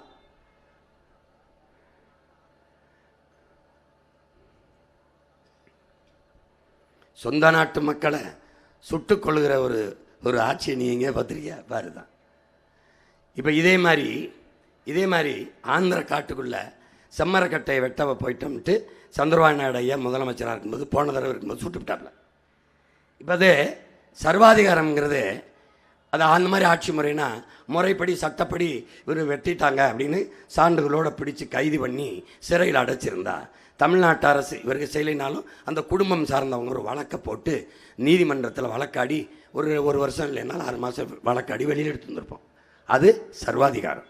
ஆனால் சுட்டு போட்டாம்பார், மரக்கட்டையா சுட்டு போட்டாம்பார், அது சர்வாதிகாரம் இல்லை. உடன் பிறந்தவனே, கொடுங்கோன்மை, பயங்கரவாதம், அரச பயங்கரவாதம், அரச கொடுங்கோன்மை.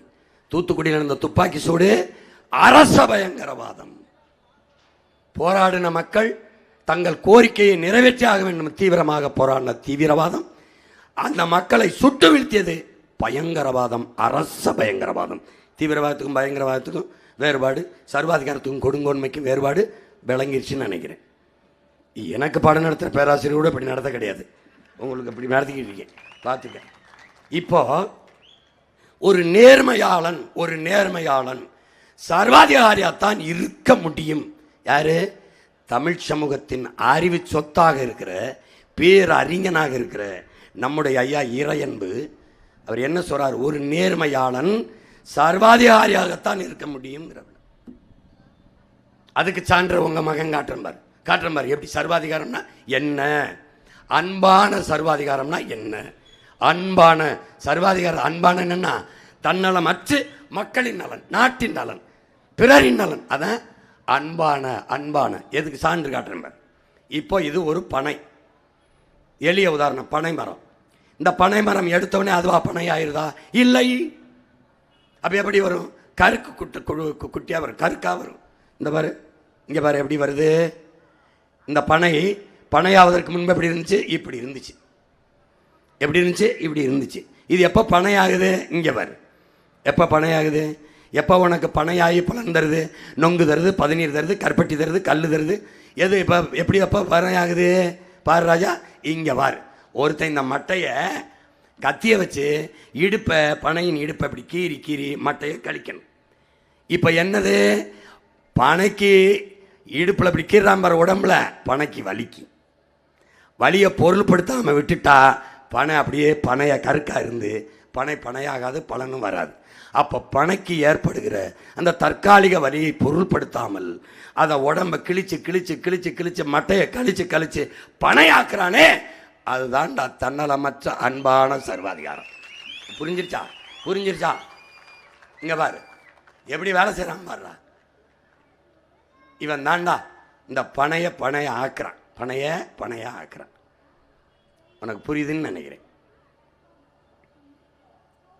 இது என்னன்னு பார்த்தீங்கன்னா, இப்போ இந்த ஆசிரியர் பாடம் நடத்துகிறாங்க. ஆசிரியர் இப்போ பாடம் நடத்தும்போது, ஆசிரியர் பாடம் நடத்தும்போது பாடம் பிள்ளைக்கு மண்டையில் ஏறலை, கவனத்தில் போய் சேரலை, நினைவில் நிற்கலை. அப்போது இந்த பாடத்தை செல்லக்குட்டி தம்பி 3 முறை ஏட்டில் வீட்டு பாடமாக எழுதி வா என்று சொல்கிறாங்கன்னு வச்சுக்கிது. அது அந்த மாணவன் பார்வையில் அந்த ஆசிரியர் சர்வாதிகாரியாக தெரிவார். ஐயோ அந்த டீச்சர் ஐயோ ஐயோ அப்படின்னு. ஆனால் ஆசிரியருக்கு ஏதாவது நன்மை இருக்கா? இல்லை. மாணவனின் நலன். அந்த ஆசிரியர் மாணவன் பார்வையிலே ஆசிரியர் சர்வாதிகாரி. ஆனால் அதில் தன்னலமற்ற அன்பான சர்வாதிகாரம். பயன் என்ன? மாணவனின் எதிர்காலம். அதான்டா தன்னலமற்ற அன்பான சர்வாதிகாரம். இந்த பாரு, மாணவன் என்ன நினைப்பா? ஐயோ அந்த வாத்தியார் வீட்டு பாடம் கொடுப்பாப்ல.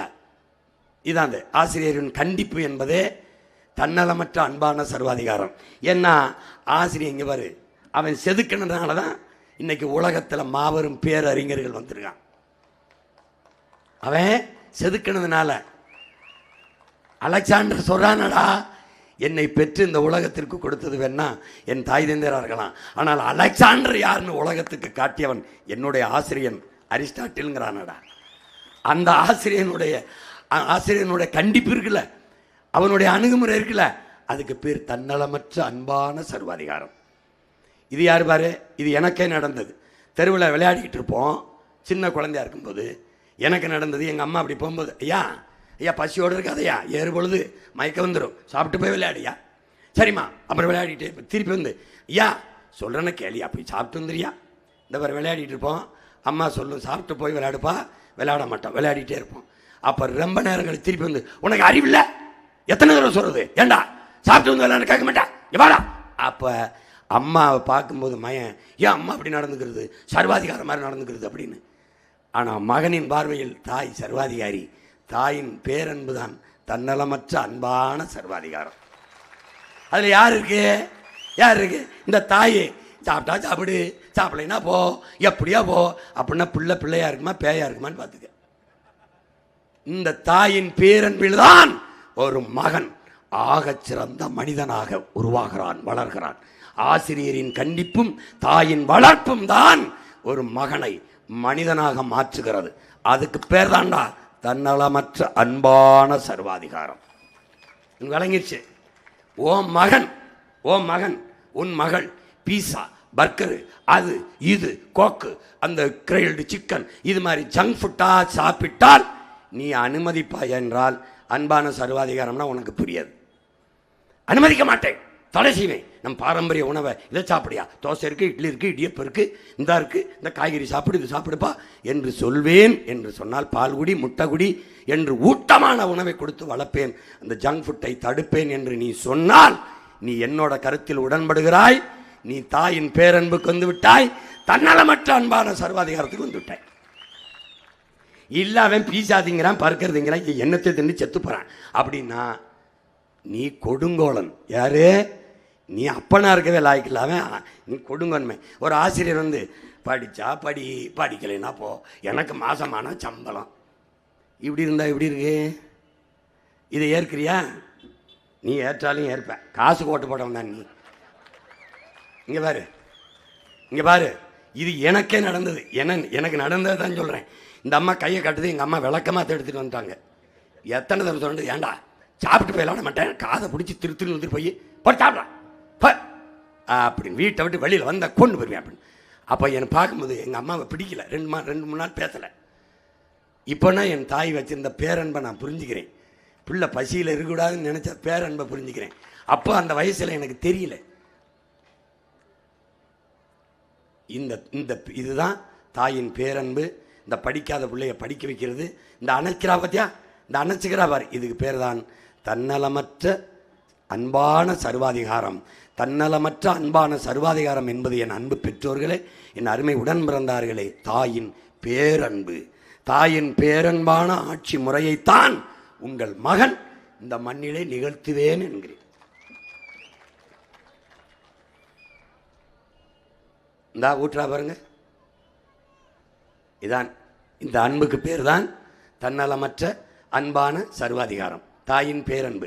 இப்போ இன்னும் ஒரு உதாரணம், இந்த குழந்தை இருக்கு பாருங்க, இந்த குழந்தை மருத்துவமனையில் படுத்திருக்கு, சாக கிடக்குது. மருத்துவர் டாக்டர் கையில் ஊசி இருக்கு. ஊசியை போட்டால் குழந்தை பொழைக்கும், போடும்போது குழந்தைக்கு வலிக்குமேனு வலியை பொருள்படுத்தி ஊசியை போடாமல் போயிட்டா குழந்தை பொழைக்காது. வலியை சற்று நேரம் வலிக்கிற அந்த வலியை பொருள்படுத்தாமல் போட்டால் குழந்தை பொழைக்கும். அப்போ வலியை பார்க்காமல் ஊசியை போட்டு குழந்தையை பொழைக்க வைக்கிற முயற்சி இருக்கு பாரு, அதாண்டா தன்னலமற்ற அன்பான சர்வாதிகாரம் ஆட்சி. இப்போ போடுவார் சாக கிடக்கு, பெற்றோர்கள் அழுகிறாங்க, கையில் ஊசி மருந்து இருக்கு, போட்டால் வலிக்கும், போட்டால் பொழைக்கும், போடும்போது வலிக்கும், போட்டால் தான் பொழைக்கும். அப்போ வலியை பொருள்படுத்தாமல் போட்டா என்ன ஆயிருது, குழந்தை பொழைக்குது.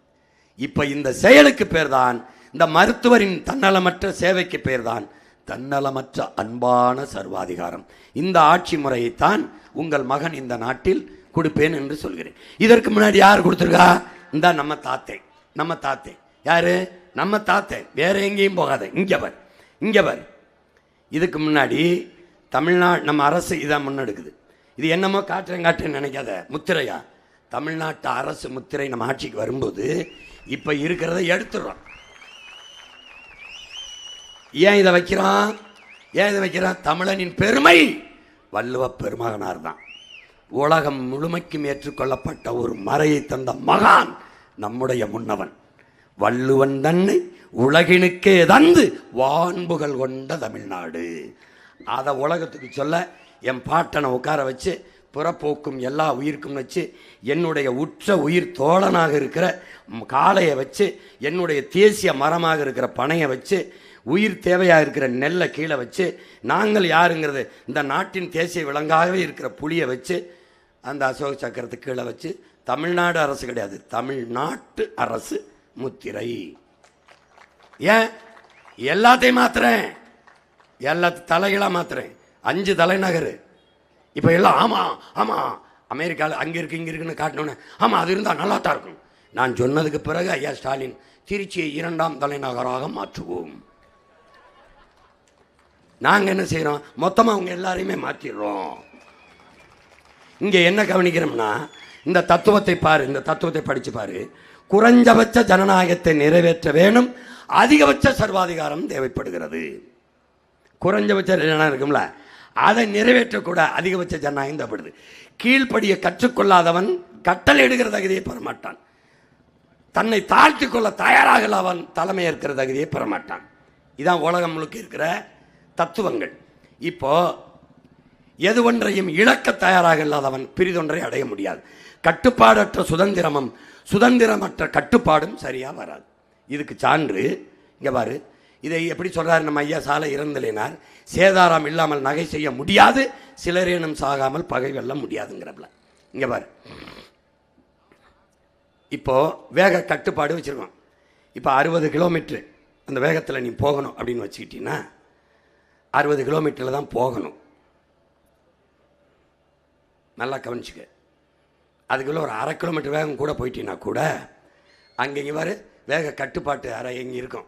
இந்த மாதிரி வீதியில் நிற்கிற டிராஃபிக் போலீஸ் இருக்காது நம்ம ஆட்சியில். குளிரூட்டப்பட்ட கண்ணாடி அந்த ஊரில் ஆவடியில் போட்டு காட்டுறேன். ஆவடியில் இங்கே நேரம் இல்லை, அங்கே என்ன ஒன்று உட்காந்துருப்பாப்ல. நீ போகும்போது ராஜா எல்லா பக்கமாக வளைவை போட்டு கண்காணிப்பு கருவியை பொருத்திருப்பேன். கீழே ஒன்று, மேலே ஒன்று, இப்படி ஒன்று, அப்படி ஒன்று, தப்பிக்கவே முடியாது. அப்படி சரன்னு தாண்டி போனோன்னே கிங் அங்கே அவருக்கு வரும்.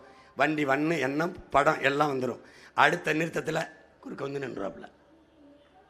இங்கே பாரு, இது யார் நீங்கள் தானான்னு கேட்பாப்புல. அந்த குறைஞ்சபட்ச ஜனநாயகத்தை காப்பாற்ற அதிகபட்ச சர்வாதிகாரம் தேவைப்படுது. இதில் தான் தோன்றித்தனமாக எல்லா இடத்தையும் எப்படி வேணாலும் போவான். இந்த சர்வாதிகாரம்ங்கிறது எப்படி எப்படி எப்படி பாருங்க. இங்கே பாருங்க,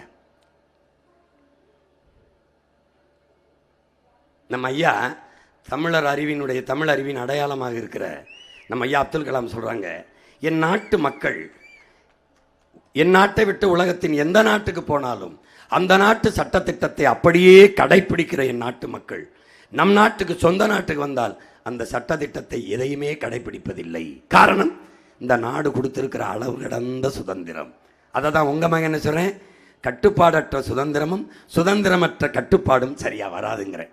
அவர் சொன்னது தான். இந்த பாரு, அவர் அப்படி சொல்கிறாரு, நான் அப்படி சொல்கிறேன். இப்போ என்ன செய்கிறாருன்னா, எப்படி எந்த நாட்டுக்கு போனாலும் கடைபிடிக்கிறான். மலேசியா போனால், சிங்கப்பூர் போனால், துபாய் போனால், அரபு நாடு போனால், அமெரிக்கா போனால், ஆஸ்திரேலியா போனால், அந்த நாடு என்ன சட்டம் சொல்லுதோ அதை அப்படியே கடைபிடிக்கிறான். ஆனால் இங்கே பாரு, எப்படி ஒழுங்காக இருக்கான் பாரு, அந்த நாட்டில் எப்படி பாதை எப்படி கிடக்கிறான், எல்லாம் சரியாக இருப்பான்.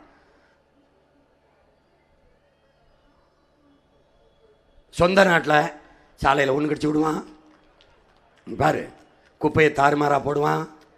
எப்படி போடுறான் பார்த்துக்க, சரி புருன்னு போவான், வண்டி எப்படி நிறுத்துவான், அப்படி ஓட்டுவான். இது என்னன்னு புரியுதா? அதுதான் அவர் சொல்கிறாரு, ஒழுங்குக்கு வராதுன்றப்பல. இப்போ நீங்கள் கேட்டீங்கள, அந்த தன்னலமற்ற அன்பான சர்வாதிகார ஆட்சியை செய்தது யாருன்னு? நம்ம தாத்தன் தான். நம்ம தாத்தன் பெருந்தலைவர் காமராஜ். இந்த மாதிரி காட்டுறேன் பாரு, என்ன செய்கிறாருன்னா, வைகை அணையை கட்டுறாரு. வைகை அணையை கட்டுறாரு தாத்தா. அது நீரை தேக்கி பாசனத்துக்கு பயன்படுத்தணும், வேளாண்குடி மக்களை வாழ வைக்கணும்னு முடிவெடுத்துட்டாப்புல. இப்போ என்ன செய்யறதுன்னா, 20 கிராமத்தை வெளியேற்றுறாரு. அதில் நம்ம ஐயா கவிப்பேரரசு வைரமுத்து கிராமமும் இருக்குது, அவர் கவிதையிலே எழுதுனது இருக்குது. ஆனால் இந்த மக்களுக்கு மாற்று இடத்தை கொடுத்துட்றாரு. நீங்கள் அதான் அன்பான சர்வாதிகாரம். கொடுங்கணும்னா போடா இல்லா போரான்னு ஒன்று சுட்டு அப்படிலாம் சொல்லலை, அழகாக கெஞ்சி இந்த இடத்துல போய் குடியிருங்க ஐயா என் பிள்ளைகளேன்னு கொடுத்துட்டு, அதுக்கு இழப்பீடும் கொடுத்துட்டு, இந்த 20 கிராமத்தில் இருக்கிற நிலப்பரப்பை எடுத்து வைகணையை தாத்தா கட்டுறார். நல்லா கவனிச்சுக்க. கட்டிட்டாரா? கட்டிட்டு திறக்க போகிறாப்புல. திறக்க போகும்போது இன்னைக்கு பல மாவட்டம் செழித்து வளருது. வரக்கூடாதுன்னு 300 பேர் கருப்பு கொடியை காட்டிக்கிட்டு, காமராஜே திரும்பி போ, வராதே, போராட்டம். அப்போது உள்ளே இருந்தவங்க ஓட்டுநர்லாம் ஐயா திரும்பி போயிடலாம்ங்கிறாங்க. தாத்தா என்ன சொல்கிறாரு, இப்படி விலைக்கு ஓட்டுன்னே, இப்படி விலைக்கு ஓட்டன்னே, திரும்பி போ. மறுபடி வண்டியை விலைக்கு ஓட்டி போகிறாப்புல. வர வேண்டாம் வர வேண்டாம்னு சொன்னவங்க 300 பேர் அங்கே போனால் வண்டியை விட்டு இறங்கினா 10,000 பேர் மாலையோடும் தாளத்தோடும் பூவோடும் ஆரத்தியோடும் காத்திருக்கான். பெருந்தலைவரே வாங்க, எங்கள் தெய்வமே வாங்கன்னு, வாழ வச்ச தெய்வமே வாங்கன்றான். இப்போ இறங்கினவன தாத்தா திரும்பி போகலாம்னு சொன்னவர்கிட்ட கேட்குறாரு, எதை பார்க்க சொல்கிற, எதை பார்க்க சொல்கிற, 300 பேரையா 10,000 பேரையாங்கிறப்பல விளங்குதுன்னு நினைக்கிறேன். அப்போது இதை தான் நம்ம தாத்தே இளந்தரையினார், சேதாரம் இல்லாமல் நகை செய்ய முடியாது, சிலரேனும் சாகாமல் பகை வெல்ல முடியாதுங்கிறான். 1000 பேர் வரவேற்கிறான். இன்னைக்கு வைகை அணையில் இருந்து பல மாவட்டங்கள் பயன்பெறுதென்றால், அதே மாதிரி தான் ஆழியார், கோயம்புத்தூரில் ஆழியார் அணை செழிப்பாக பல ஆயிரக்கணக்கான ஏக்கர் பயன்பெறுதென்றால் அந்த மகனின் தன்னலமற்ற அன்பான சர்வாதிகாரம். எப்படி கேரளாவில் இந்த மலை இருக்குல்ல, இந்த காற்றுல மலை, இந்த மலைக்கு அந்த பக்கம் தண்ணி கிடக்கு, சும்மா கிடக்கு. அந்த தண்ணியை இங்கிட்டு கொண்டு வரணும்னா இந்த மலையை குடஞ்சி உள்ளே போகணும், குடஞ்சி உள்ளே போகணும். 2-3 கிலோமீட்டருக்கு மேலே உள்ளே போயிட்டோம்னா, இந்த மலையை அறுத்து உள்ள 4-5 கிலோமீட்டருக்கு போய் அங்கிட்டு போயிட்டா அந்த இது வழியே தண்ணி ஓடியாந்துடும். ஓடியாந்தால் இங்கே அணையை கட்டி தடுத்து நம்ம ஆழியார் அணை இருக்குல்ல, அதை நம்ம பயன்படுத்திடலாம்னு நினைக்கிறாப்புல. இப்போ அவர் கட்டினது அந்த அணை. இப்போ என்ன செய்கிறாரு, இந்த மலையை குடைகிறார். இங்கே பாரு, இன்னைக்கு இருக்கிற நுட்பம், இன்னைக்கு எல்லாம் அப்படி ட்ரில் போடுறது, கரகரன்னு அறுக்கிறது, அதெல்லாம் இருக்குது. இன்றைக்கி அப்படியே சரசரசன்னு அறுத்து 1 மாதத்தில் எடுத்து விட்டு போயிடுவான், ஒரு வாரத்தில். ஆனால் அன்னைக்கு அந்த நுட்பமில் வெடிகுண்டு வச்சு, சின்ன சின்ன வெடிகுண்டு வச்சு தான் இருக்கணும், கடப்பாறை இந்த சுத்தியில் வச்சு பேத்து அப்படி போகணும். அப்போது அது கடும் பணி. அப்போது அவர் என்ன முடிவெடுக்கிறாரு, இது கடினம்தான் ஆனால் வழி இல்லைன்னு முடிவெடுத்து, உள்ளே போயிட்டு திருப்பி வந்தால் பணம், இல்லைன்னா பணம், இதுதான் நிலைமை. அதை கவலைப்படாமல் குறைஞ்சது ஒரு 200 பேர் 300 பேர் இறந்துருப்பான். அவன் உயிரை கொடுத்து நமக்கு நீரை கொடுத்தான். இந்த மாதிரி தாத்தா இப்படி பண்ணி அந்த மலையை குடஞ்சி போய் அந்த பக்கத்துக்கு தண்ணியை கொண்டு வந்துட்டான்டா. இதாண்டா ஆழியார் அணை. இந்த செயல் தாண்டா தன்னலமற்ற அன்பான சர்வாதிகாரம். அவன் செத்து எத்தனை ஆண்டுகள் ஆயிடுச்சு, இன்னும் அந்த மண் செழிப்பாக இருக்குன்னா நம்ம தாத்தன் கட்டுன அணைடா. அவன் செஞ்ச அந்த செயல்றா, அந்த செயல் தன்னலமற்ற அன்பான சர்வாதிகாரம். அடுத்து பாரு, இவன் யாரு, சீன புரட்சியாளர் மா செத்துங்கு, மாவோன்னு நம்ம சொல்லுவோம். இவன் மஞ்சள் நதின்னு ஒரு நதி அந்த நாட்டில் வறுமையை போக்குது, போடுது பாரு, சீனா மஞ்சள் நதி தெரியும். இந்த நதியை கொண்டு வர தண்ணியை கொண்டு வர பல ஆயிரம் பேர் இறந்துருக்கான். இப்படி போகும்போது செஞ்சேனை போகும்போது அவன் என்ன பண்ணுறான், சில பேர் இறந்து போயிடறான். இறந்தவர் போக இருப்பவர் முன்னேறுங்கிறான். எப்படி முழக்கத்துன்னு வைக்கிறான் பாரு. அங்கே போய் நின்ட்டான். பெரிய மலை இருக்குது, நம்ம தாத்தாவுக்கு முன்னாடி இந்த மாதிரி பெரிய மலை இருக்குது. அந்த மலையை பார்க்கும்போது மாவை சொல்கிறாரு, மக்கள் 1,00,000 பேர், இந்த மலையை எப்படி தகர்க்கிறதுன்னு மக்கள் மலைக்கும் போது சொல்கிறாரு, மக்கள் நாம் தான் 1,00,000 பேர், கைகள் 2,00,000ங்கிறான். நம்பிக்கை கொடுக்குறான். அடா உடைகிறான். உடைச்சு தண்ணியை எடுத்துக்கிட்டு வந்து மஞ்சள் நதியை கொண்டு வந்து சீனாவை செழிக்க வைக்கிறான். இந்த செயலுக்கு பேர் என்ன? தன்னலமற்ற அன்பான சர்வாதிகார ஆட்சி. அதை தான் சேதாரம் இல்லாமல் அதை தான் போட்டிருக்கு. இப்போ அந்த போக்குவரத்து பேருந்து 60 பேர் போகிறீங்க, உங்கள் எல்லாருக்குமே பேருந்தை ஓட்ட தெரியும்னாலும் எல்லாரும் ஓட்டக்கூடாது, ஒரு ஓட்டுநர் தான் ஓட்டணும். எல்லாரும் ஓட்டினீங்கன்னா சரிங்க, இப்படி பிடிச்சிருப்பீங்கன்னா ஊர் போய் சேர மாட்டீங்க. எங்கே போய் சேருவீங்கன்னு பாரு. எங்கே போய் சேருவீங்க? எல்லாரும் அப்படி ஓட்டு இப்படி ஓட்டுனா ஊருக்கு போக மாட்டீங்க, மேலே போயிடுவீங்க. இந்த கப்பல் இருக்குல்ல, 1000 பேர் போகிற கப்பல்னாலும் ஒரு மாலுமி தான் ஓட்டணும்.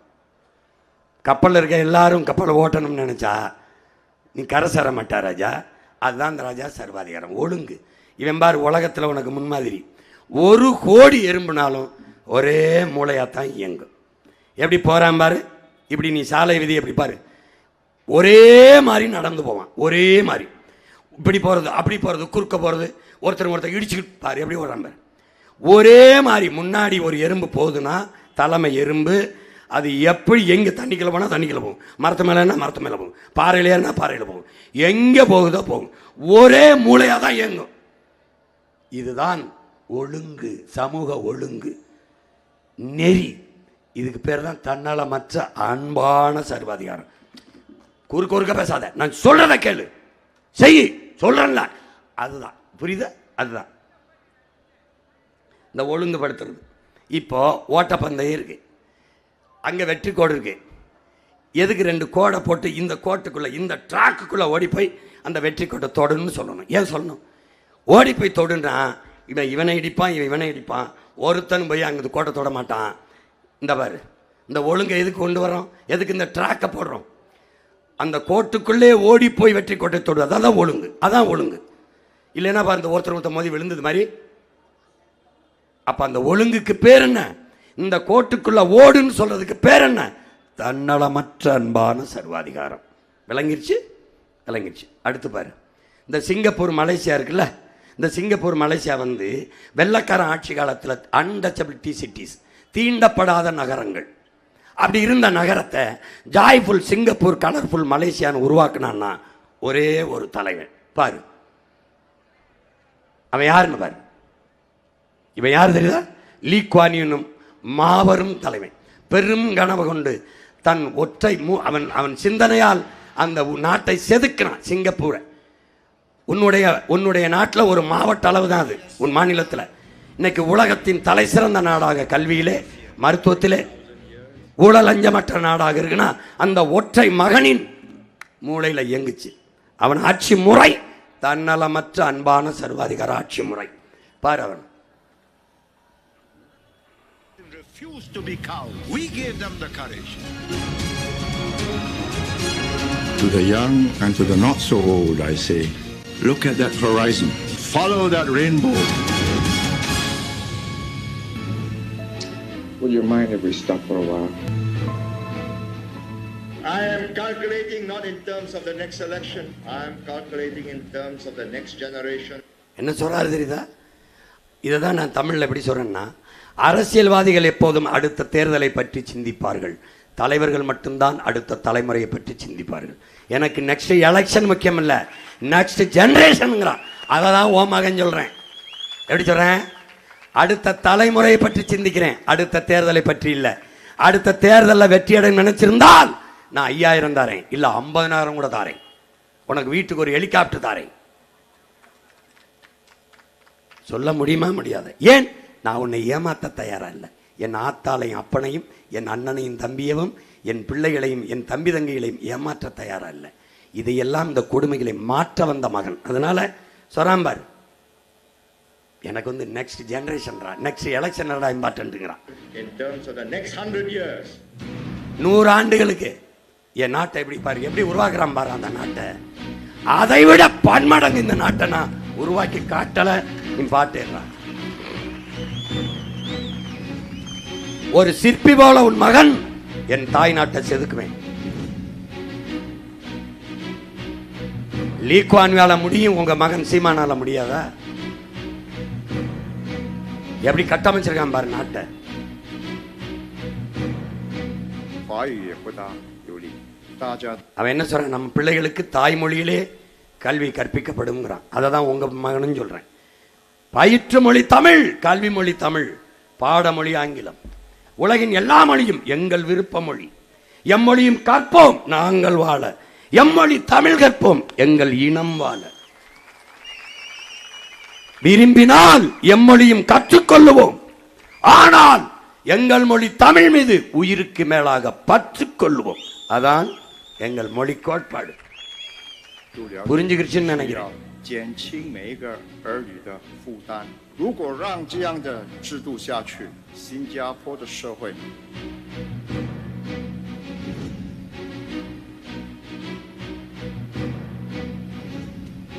எப்படி பார், மரத்துக்கு எப்படி வரும்? ஒரு வளமும் இல்லை, கடல் தான். ஒரு வளமும் இல்லை, பெரிய நிலமும் இல்லை, கடல் தான். ஆனால் எனக்கு எல்லா வளமும் இருக்கு. எப்படி பச்சையாக்கிட்டார் பாரு. இதை உன் மகன் என்ன சொல்றேன், 10 ஆண்டு பசுமை திட்டம், பல கோடி பனை திட்டம்.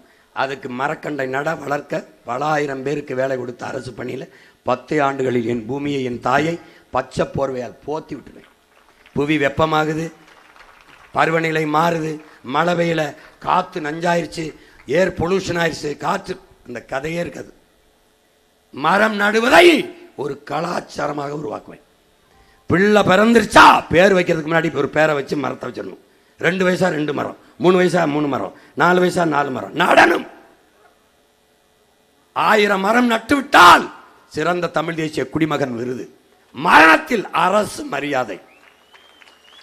100 மரம் நட்டால் ஊக்கத்தொகை, பரிசு தொகை, பாராட்டு. 10 மரக்கன்றுகளை நட்ட மாணவனுக்கு 10 மதிப்பெண்கள், பாராட்டு மதிப்பெண்கள். மாத்திரம் பாரா நாட்டை இந்த பரதேசி பயிலுமே நினைச்சுக்கிட்டியா? மரம் நடுவோம், மழை வருவோம். எங்க நடுவ, எங்க நடுவ பாரு. or stop it. Get பாரு, back என்னைய to மாதிரியே work, பேசுவான் பாரு. restore discipline, then argue your case. Whoever governs Singapore must have that iron in him, or give it up. This is not a game of cards. This is your life and mine. I spent a whole lifetime building this. இவன் யார் தெரியுதா? இவனை போய் தட்டுனா, இந்த ஃபர்கானோ பாசா இருக்குல்ல, ஃபர்கானோ பாசா, அதனை தட்டுனா, சீமான்னு தட்டினா இவர் வந்துடுவாப்புல. டே, அவனுக்கு தெரியுதுடா நான் சொல்கிறத அவன் நிறைவேற்றிருக்கான்னு. அந்த இப்ராஹிம் ட்ரோரே அந்த வலையொலியில் வந்து அந்த நாட்டின் ஆப்பிரிக்காவில் ஃபர்கானோ பாசாவுடைய சீமான் அப்படின்னு போட்டால் இப்ராஹிம் ட்ரோரையை காட்டிடும். என் கனவு இருக்குல்ல, என் கனவை ஒரு 35 வயது இராணுவ வீரன் செயல்படுத்திட்டான். அந்த நாட்டை ஆப்பிரிக்காவில் இருந்து அந்த ஃபர்கானோ பாசாங்கிற அவன் தாய் நாட்டடா மாற்றிட்டான். இந்த பார் எப்படி மாத்திரான் பாருடா. ஏண்டா 35 வயசு பையனால் முடியாது, என் கனவை அவன் நிறைவேற்றியதான், என்னால் முடியுமா முடியாதா? பாரு பாரு எப்படி பண்ணுறான்.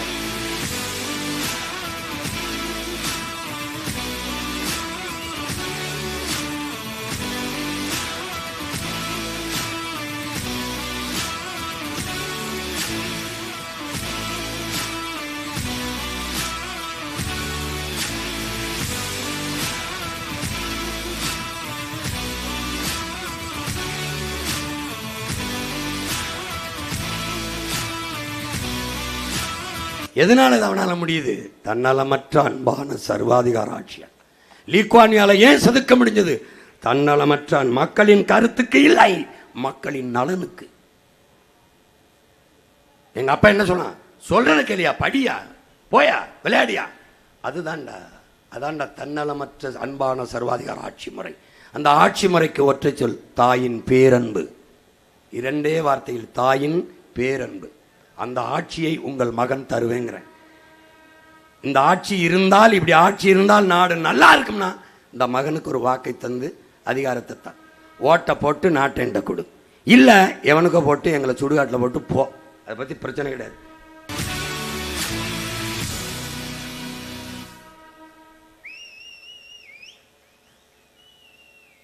இந்த மாதிரி ஒரு முதியவன் ஒரு மோட்டர் பைக்கில் 4 பேர் போகிறது, இங்கே பாரு எப்படி ஒரு தாண்டோண்டித்தனம், கடையில் தெருவில் உட்காந்து குடிக்கிறது, இந்த ஒழுங்கெல்லாம் இந்த ஒழுக்கச்சிதைவிழா மாற்றி கொண்டு வருவது தாயின் பேரன்பு, தன்னலமற்ற அன்பான சர்வாதிகார ஆட்சி முறை. அதுதான் உங்கள் பிள்ளைகள் எங்களுடைய கனவு. அதை நிறைவேற்ற இந்த ஒரு கால்கள் வழிநடத்தி செல்கிற பிள்ளைகள் அல்ல நாங்கள், எங்கள் கனவு வழிநடத்தி செல்கிற பிள்ளைகள். நல்ல நோக்கத்தை கொண்டிரு, அதுவே உன்னை வழிநடத்தி செல்லுங்கிறான். நான் நல்ல நோக்கத்தை கொண்டிருக்கிறனால தான் அது என்னை வழிநடத்தி செல்லுது. என்ன சொல்லுது? இதில் எவனோடும் கூட்டணிக்கு போயிடாத, நீ தனியாக நில்லு, தனிச்சு நில்லு. செய்கிறதுக்கு என்ன காரணம்? அது சொல்லுது, போயிடாத. அந்த தன்னலமற்ற அன்பான சர்வாதிகார ஆட்சி முறையை இந்த மண்ணில் வழங்கி ஒரு மகத்தான நாடாக என் நாட்டை ஒரு சிற்பி போல செதுக்கி செதுக்கி உருவாக்குவேன் என்கிற உறுதியை என் அன்பு சொந்தங்களுக்கு, என் அருமை பெற்றோர்களுக்கு, என்னிலும் இளைய என் தம்பி தங்கைகளுக்கு கொடுக்கிறேன். நீங்கள் நம்பிக்கையோடு இந்த மகனுக்கு வாக்கு செலுத்துங்கள். இந்த நிலத்தில், இந்த தேர்தல் களத்தில் வரலாறு உங்களுக்கு ஒரு பெருவாய்ப்பை தந்திருக்கிறது, மாற்றத்தை நிகழ்த்தக்கூடிய வாய்ப்பை. இந்த தேர்தல் ஒன்றுதான் நமக்கு இருக்கிற மாறுதல், அதை மாற்றத்திற்கான தேர்தலாக பாருங்கள். இந்த களத்தில் போட்டியிடுகிற இந்த திருவள்ளூரிலே போட்டியிடுகிற என் அன்பு தம்பி செந்தில்குமார் MBA வழக்கறிஞர் அவர்களுக்கு விவசாய சின்னத்திலே வாக்கு செலுத்தி வெற்றி பெற செய்யுங்கள். அடுத்ததாக என்னுடைய அன்பு தங்கை பூந்தமல்லியில் போட்டியிடுகிற வழக்கறிஞர் மேகலா அவர்களுக்கு நீங்கள் விவசாய சின்னத்திலே வாக்கு செலுத்தி வெற்றி பெற செய்யுங்கள். அடுத்ததாக பொன்னேரி தொகுதியிலே போட்டியிடுகிற என் அன்பிற்கினிய தங்கை பொறியாளர் ராஜாத்தி அவர்களுக்கு வாக்கு செலுத்தி விவசாய சின்னத்தில் வெற்றி பெற செய்யுங்கள். அடுத்து மதுராவேல் சட்டமன்ற தொகுதியிலே போட்டியிடுகிற என் அன்பு தங்கை ரேவதி அவர்களுக்கு வாக்கு செலுத்தி விவசாய சின்னத்தில் வெற்றி பெற செய்யுங்கள். திருத்தணி தொகுதியிலே போட்டியிடுகிற ஆறுயிர் தம்பி சந்திரன் அவர்களுக்கு விவசாய சின்னத்திலே வாக்கு செலுத்தி வெற்றியிடுங்கள். அடுத்ததாக கும்மிடிப்பூண்டி தொகுதியிலே போட்டியிடுகிற என் அன்பு இளவல் வழக்குரைஞர் இரா ஸ்ரீதரன் அவர்களுக்கு விவசாய சின்னத்திலே வாக்கு செலுத்தி வெற்றி பெற செய்யுங்கள். அடுத்ததாக காஞ்சிபுரம் சட்டமன்ற தொகுதியிலே போட்டியிடுகிற கியாபை நம்முடைய முத்தமிழ் பேரறிஞர், முத்தமிழ் காவலர் தாத்தா கியாபை விஸ்வநாதனுடைய அன்பு பேத்தி வெற்றி செல்வி அவர்களுக்கு விவசாய சின்னத்திலே வாக்கு செலுத்தி வெற்றி பெற செய்யுங்கள். எங்களின் வெற்றி உங்களின் வெற்றி, உங்கள் பிள்ளைகளின் அதிகாரம் நம் மக்களுக்கான அதிகாரம். நீங்கள் செலுத்தும் ஒவ்வொரு வாக்கும் மொழி காக்கும், இனம் காக்கும், மண் காக்கும், மானம் காக்கும், மக்களின் நலன் காக்கும், வருங்கால தலைமுறை பிள்ளைகளின் வாழ்க்கையை பாதுகாக்கும். என் அன்பு சொந்தங்களே, விவசாய சின்னத்திற்கு வாக்களிப்போம், வருங்கால தலைமுறைக்கு வாழ்வளிப்போம் என்கிற உறுதியை ஏற்போம். புரட்சி எப்போதும் வெல்லும். உங்கள் பிள்ளைகள் எங்களின் வெற்றி அதை சொல்லும். இலக்கு ஒன்றுதான், இனத்தின் விடுதலை. இனம் ஒன்றாவோம், இலக்கை வென்றாவோம். தமிழ்தாய் வாழ்க, தலைவர் பிரபாகரன் வாழ்க, நாம் தமிழர்.